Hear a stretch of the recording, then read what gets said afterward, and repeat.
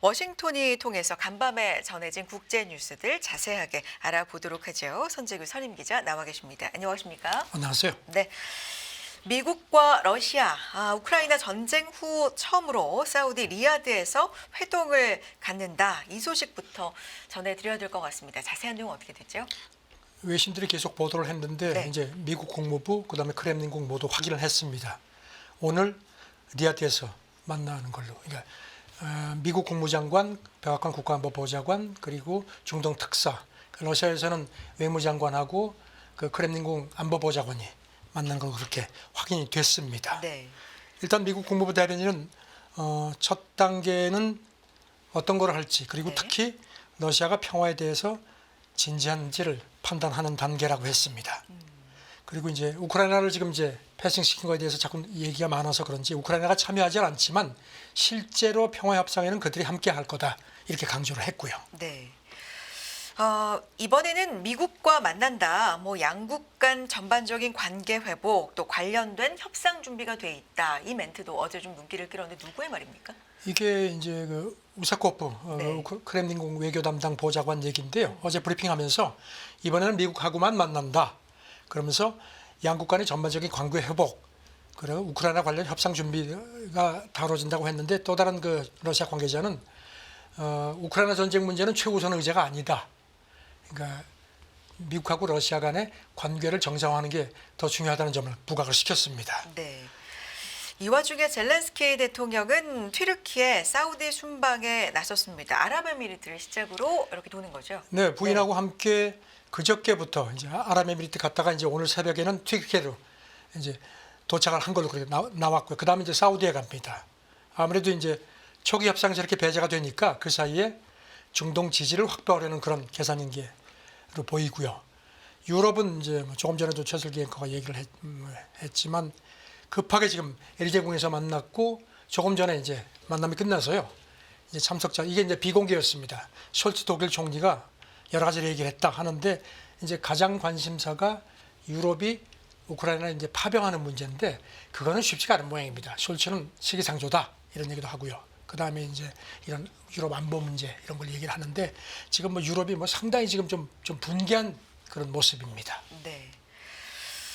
우크라이나가 빠진 회동 그리고 유럽도 여기에 적극적으로 참여해야 된다. 계속해서 좀 이야기가 내부에서 나오고 있는 상황에서 이 회의에서 어떤 얘기 나오는지도 기자님께서 자세하게 전해주시고요. 다음 내용 넘어가 보겠습니다.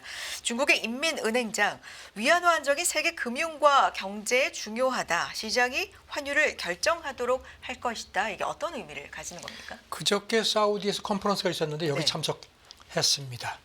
여러 가지 얘기를 했습니다. 그 대부분 통화가 달러에 비해서 하락을 했지만 위안화는 상대적으로 상당히 안정을 유지하고 있다. 그런 얘기를 했고요. 그리고 중국이 점차 소비를 우선시하고 있고 이런 그 소비 친화적인 정책도 시행하고 있다는 점도 상기시켰습니다. 그래서 이제 올해 최우선 경제 과제가 소비 촉진이라고 했고요. 중국 경기가 어렵다라고 계속해서 이야기가 나오고 있는 와중에 내수가 상당히 어렵다는 얘기도 좀 이어지고 있잖아요. 그렇죠. 그래서 소비를 촉진하겠다. 그래서 네. 이제 역내 수요를 자극하고 수출 역풍을 억제하기 위해서 이게 이제 트럼프 그 관세에 대한 관세, 그런 네. 거겠죠. 그리고 이제 투자의 지나치게 의존하는 그동안의 관행에서도 벗어나고 있다는 점을 강조를 했습니다. 네. 그리고 이제 특히 재정하고 통화정책 관련해서 역주기적인 조정도 강화하겠다. 이렇게 또 강조를 했습니다. 역주기적 통화 정책 이거 조금 쉽게 설명이 필요할 것 같아요. 그러니까 이제 네. 경기 변동 주기에 이제 반대가 되는 거죠. 경기가 침체되면 이제 금리를 내리거나 통화량을 늘려서 이렇게 네. 촉진하는 거고 이제 반대로 과열되는 금리를 올리거나 통화량을 줄여서 이렇게 하는 방향인데 그런데 이제 전문가들 얘기는요. 정책 기조는 맞을지 모르지만 이게 효과를 내려면은 선제적인 대응이 필요하고 그다음에 정책 신뢰성이 중요하다. 중국이 항상 말은 하는데 그다음에 좀 흐지부지하는 그런 점을 좀 꼬집기도 했습니다. 알겠습니다. 그런 가운데 시진핑 주석이 어제 민영기업 심포지엄 이례적으로 참석을 했습니다. 어제도 사실 이걸 연다. 근데 이게 상당히 이례적인 일이다 전해주셨었는데 많은 빅테크 수장들이 참여를 한 거죠. 네, 네. 상당히 이례적입니다. 그야말로 무역전쟁 2.0 이제 돌입해서 시진핑이 아주 작심을 하고 민간 기업에 대해서 이제 SOS를 친 겁니다. 네. 이게 이제 그 심포지엄에서는 왕후닝 정협 주석이 이제 이렇게 행사를 주재했고 이제 리창 총리, 딩쉐상 부총리도 모습을 드러낸 걸로 돼 있고요. 이제 여기 좌담에 이제 여러 대기업 CEO들이 참석을 했는데 6명이 발언을 했습니다. 네. 화웨이 창업자, 그다음 비아디 회장, 그다음에 반도체 거물인 그 웨이얼 반도체 창업주하고 최근에 그 휴머노이드 로봇 공개로 부상했던 유니트리 회장, 그다음에 이제 그 샤오미, 여기는 이제 전기차에도 진출했죠. 이 6명이 발언을 했습니다.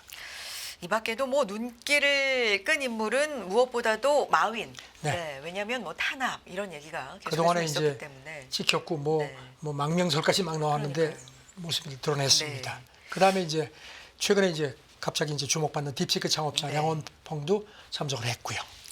여기에서 어떤 얘기들이 나왔는지 그렇다면 궁금합니다. 발언을 앞서서 말씀해 주셨지만 주요 기업들 회장 6명이 발언을 했고 이제 들은 뒤에 뭐 시진핑 주석도 얘기를 좀 했을 텐데 구체적으로 어떤 내용이지? 시진핑이 네. 이 발언을 모두 들었고요. 네. 그다음에 연설을 했는데 여러 가지 얘기를 했습니다. 이제 중국은 민영 경제라고 하죠. 이 민영 경제 발전이 큰 잠재력이 있고 많은 민영 기업과 기업들이 두각을 나타내는 것이 시의적절하다. 이렇게 이제 말문을 열면서 앞선부가 공동부유를 촉진하길 바란다. 이게 이제 그동안에 이제 그 공동부유는 이제 시진핑이 그동안에 쭉 강조를 해왔죠. 소득 재분배. 그런데 이제 이 선부라는 거는 덩사오평이 일부가 먼저가 부자가 돼서 낙수 효과를 줄 수 있다는 그런 이제 얘기를 했거든요. 그래서 네. 이제 자기의 그 공동부유 슬로건에다가 이 선부론을 슬그머니 합쳤습니다. 구체적으로 그렇다면 어떻게 추진을 할 것인지 좀 내용들도 있습니까? 몇 가지 사항을 네. 지적을 했습니다. 시장 경쟁 장애물을 제거하겠다. 그다음 민영기업 자금난도 해결해주고 채무 부채난 같은 것도 해결해주겠다. 그래서 이게 말은 쉬운데 그다음에 부당한 압력 정비, 합법적인 뭐 권익 보호 이런 것도 얘기했습니다. 그러면서 이제 당하고 정부가 실제 상황에 기반해서 이런 그러니까 민간 경제 발전을 촉진하기 위한 정책을 통합적으로 시행하라고 또 지시를 내리겠다고 했습니다. 네. 이렇게 시진핑 주석이 빅테크 기업 수장들을 만난 것이 좀 이례적이다, 주목할 만하다라고 저희가 이제 뉴스를 통해서도 이렇게 전해드리는 이유는 좀 오랜만이기 때문이죠. 한 그렇죠. 7년 만인가요? 집권하고 6년 만인가 2016년 네. 11월에 그때도 이런 걸 했었죠. 네. 그리고 이제 처음입니다.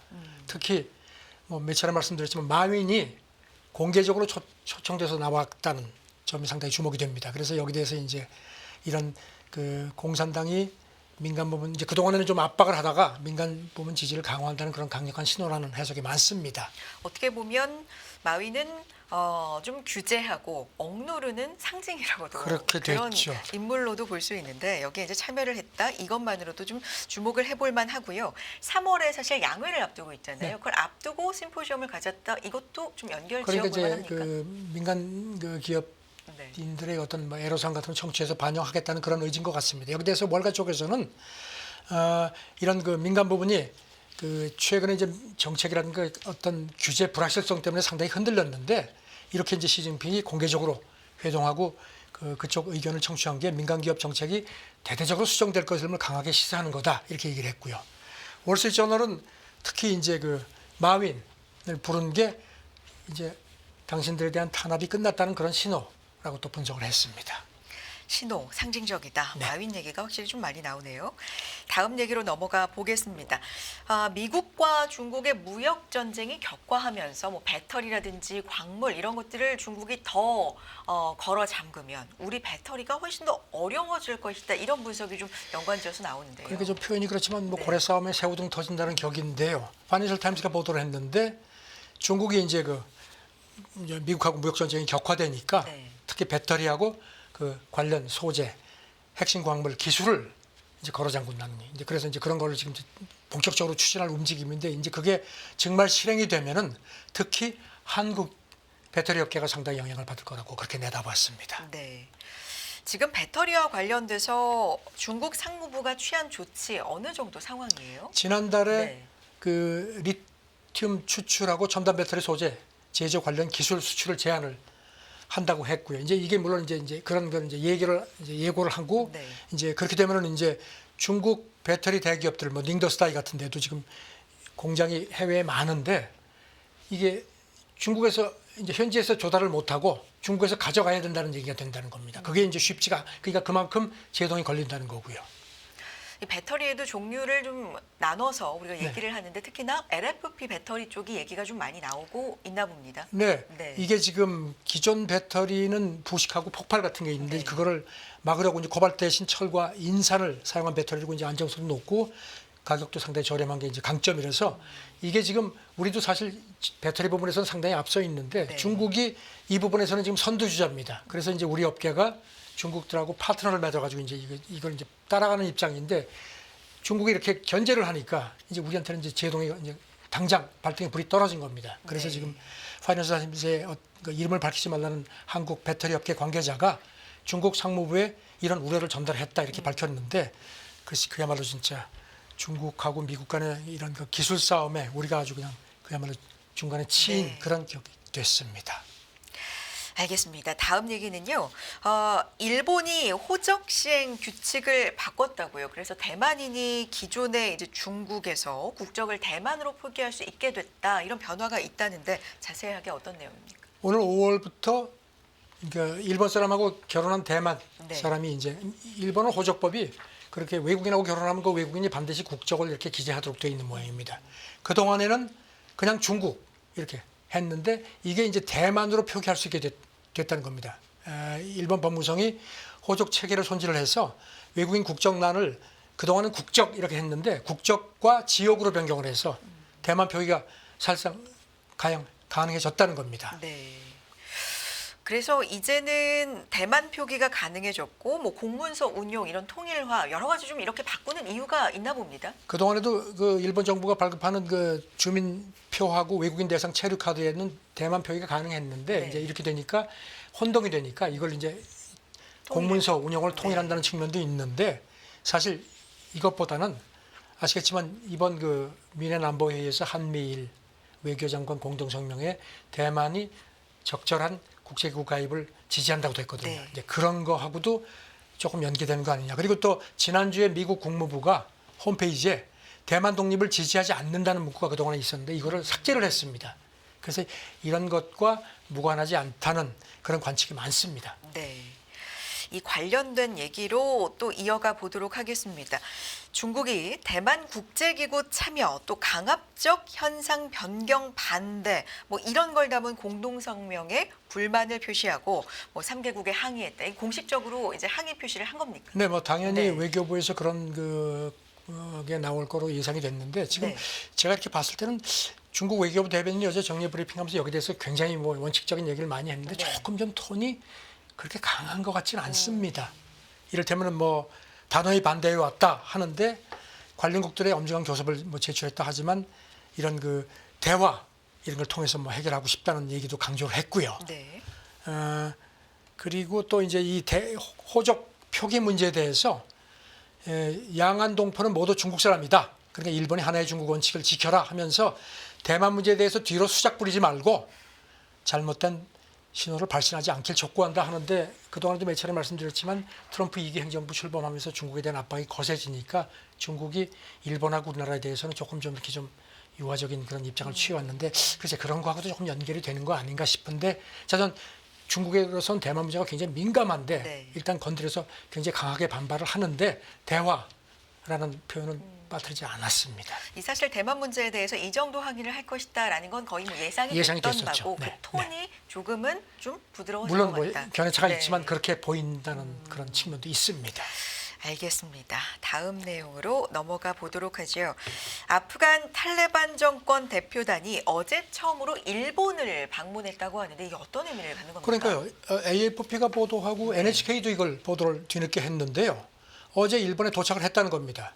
외교부, 경제부, 교육부, 고위 대표단이 일주일 정도 일정으로 지난 토요일 날 이제 출국을 해서 왔는데 일본 방문은 처음이고요.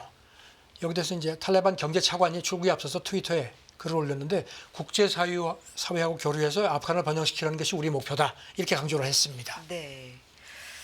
탈레반이 뭐 집권 후에 유럽 최초로 노르웨이에도 대표단을 공식 파견했어요. 2023년에는요. 그렇죠. 네. 그동안은 이미 이제 중앙아시아, 러시아, 중국 여기는 이제 그쪽은 이제 좀 그쪽하고 많이 좀 이렇게 좀 가까운 쪽이죠. 2023년에는 유럽 최초로 노르웨이도 갔습니다. 그리고 근데 일본 같은 경우는요, 탈레반 집권하고 2021년이었죠.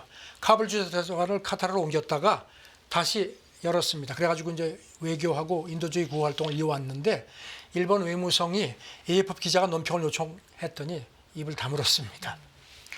조용히 네. 접촉하는 걸 원하는 것 같습니다. 어떤 의미를 갖는지 좀 조금 더 지켜볼 필요가 있을 것 같은데 어쨌든 일본을 처음으로 방문했다. 네. 최근에 일본하고 미국하고 뭐 이렇게 접근하는 거 관련해서 트럼프 행정부의 그 탈레반 정권에 대한 어떤 정책을 약간 좀 미리 좀 보여주는 거 아니냐는 그런 뭐 조심스러운 관측도 있습니다. 알겠습니다. 다음 내용으로 넘어가 보겠습니다. 트럼프 2기에서 비용을 상당히 줄이겠다, 도찌라는 부서도 생기고요. 효율화하겠다라는 명목 아래 공무원 수도 대폭 줄이겠다. 근데 이게 굉장히 극단적인 어떤 그렇죠. 기사들도 좀 많이 나오더라고요. 30분 안에 짐 싸라 이렇게 통보하는 경우도 있고요. 네. 네. 대량 해고 충격 가시화된다 이런 내용인데 어떤 얘기입니까? 미국 그 경제금융 전문 매체 네. CNBC가 분석을 했는데요. 지금 워싱턴 DC에 있는 주택 매물이 예전에 비해서 급격히 늘어났다는 겁니다. 그러면서 이제 이 대량 해고와 연계시켰습니다. 그러니까 뭐 그야말로 뭐 워싱턴 DC에서 최근 보름 사이에 한 4,300채 정도의 주택이 매물로 쏟아졌다는 겁니다. 네. 그래서 그리고 또 이제 CNBC는 공무원 대량 해고가 실업보험 청구 증가로도 이어지고 있고 이게 미국의 다른 지역에서 하고 완전히 다르다는 겁니다. 그래서 이런 그 대량 해고와 워싱턴 DC 그 주택 매물이 급격하게 쏟아지는 게 연계가 된 것 같다는 분석입니다. 특히 워싱턴 DC에서 실업보험 청구자 수가 크게 늘었다. 이런 부분도 대량 해고와 좀 연결이 된다. 뭐 그렇죠. 이런 말씀이시죠? 그래서 그 인력 분석 전문업체 네. 그 간부 얘기가 앞으로 그 워싱턴 DC의 실업보험 청구가 더 늘어날 거다 이런 얘기를 했고요. 그러면서 이제 지금 연방 공무원이 한 240만 명 정도. 이게 이제 연방 우체국은 제외하고요. 그 중에 한 5분의 1 정도가 이제 워싱턴 DC에 주로 근무를 하는데 아시다시피 지금 뭐 마구천해죠. 그래서 트럼프는 지금 연방 공무원의 최소 10%는 잘라내겠다. 그래서 CNBC는 이제 이런 그 대량 감원 사태가 지금 반발도 많은데 시작에 불과하다. 그런 또 관측도 덧붙였습니다. 구체적으로 어떤 부서에서 이렇게 사람을 해고를 하는지 좀 보면 내무, 에너지, 보훈, 농무, 보건복지 지난주까지 여기 수습 직원들을 대량으로 좀 거긴 뭐 해고했다고요. 전부 네. 나가라고 했고요. 그다음에 최소 한 10,000명 정도가 이미 해고된 걸로 돼 있고요. 그런데 이게 지금 뭐 굉장히 또 부작용도 많습니다. 네.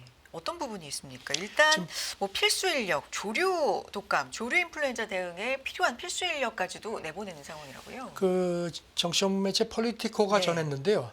지금 조류 인플루엔자 같은 게 대응에는 이제 필수 인력이 굉장히 중요하고 특히 뭐 이런 여러 가지 프로그램을 이제 조절하는 그런 농무부의 직원들이 14명인데 거기까지 쳐냈다는 겁니다.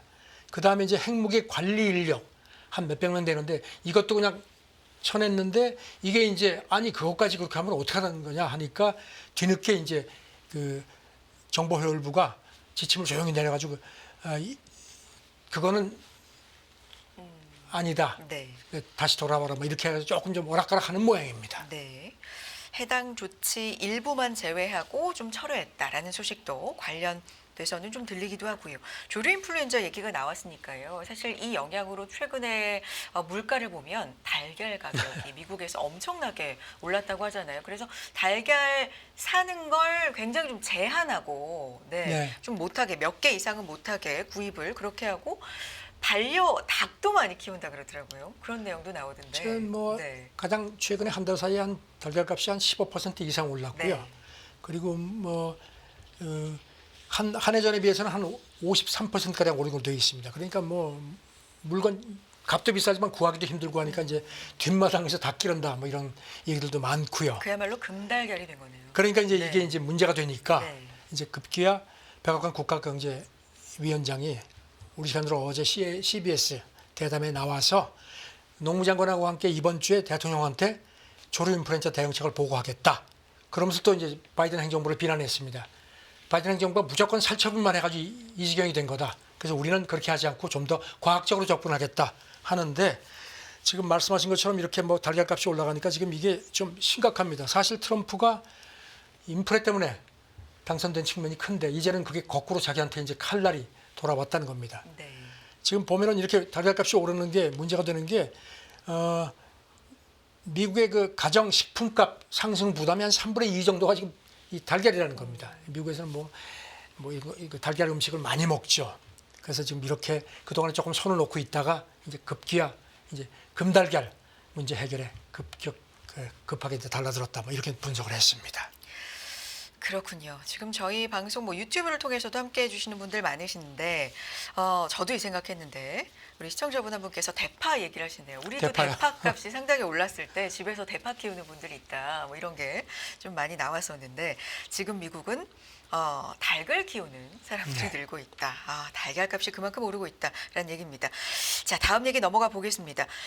트럼프 대통령 정책 실행과 관련해서 자신의 초법적 지위를 주장하는 듯한 표현을 SNS에 올렸다. 어떤 표현이고 이 초법적 지위 어떤 의미를 갖는 겁니까?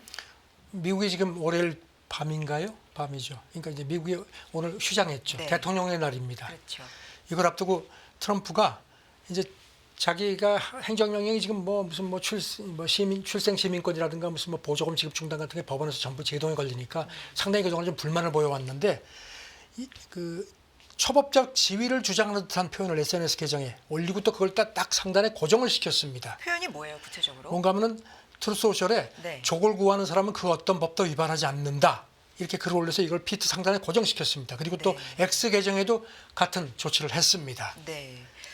이게 본인이 만든 말이 아니라 누군가의 말을 인용했다라는 거죠. 그래서 미국 언론들이 네. 이게 지금 이게 어디서 네. 가져온 건지는 확실치 않지만 네. 과거에 나폴레옹이 이런 그 황제 때 이런 말을 하면서 국가 위기 상황에서 비상 조치를 정당화시키기 위해서 이런 표현을 썼는데 아마 그거를 벤치마크한 것 같다는 겁니다. 네.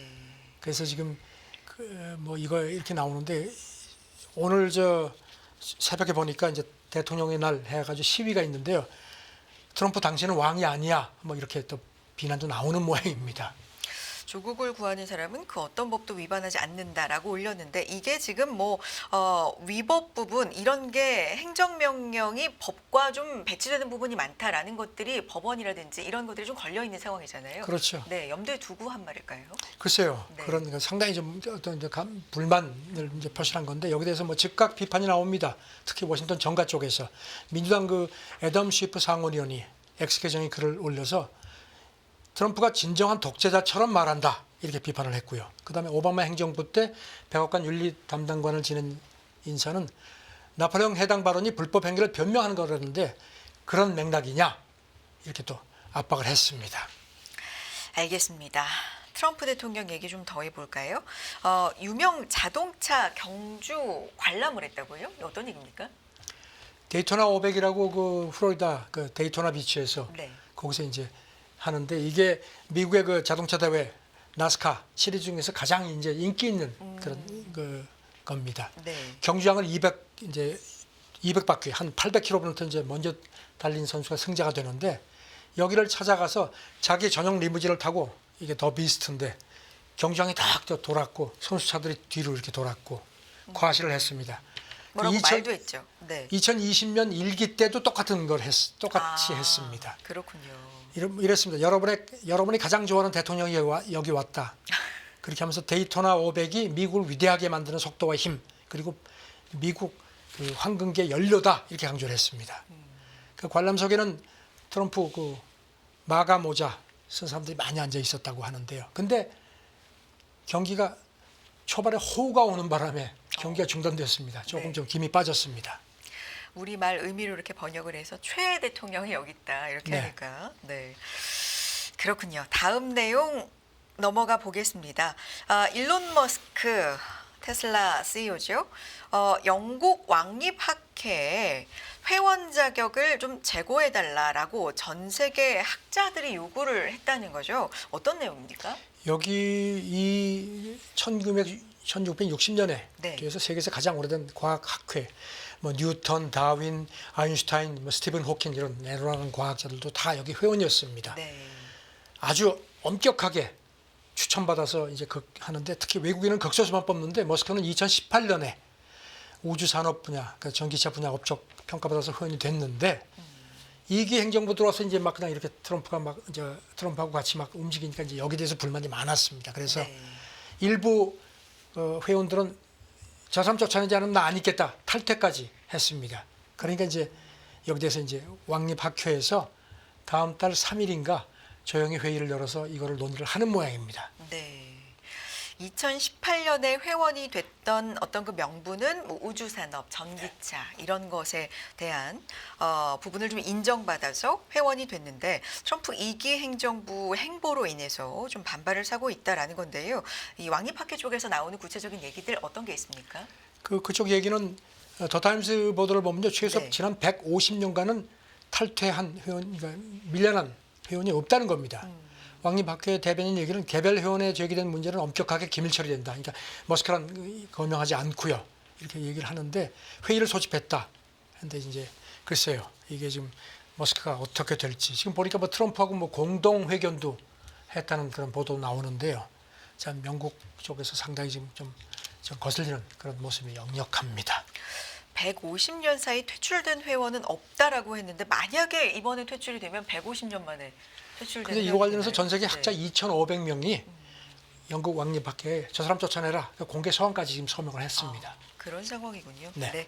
새로운 내용 전해지면 또 전해주시기 바랍니다. 가장 정확하고 빠른 국제 뉴스 워싱턴이 선재규 선임 기자와 함께했습니다. 오늘 말씀 고맙습니다. 네, 감사합니다.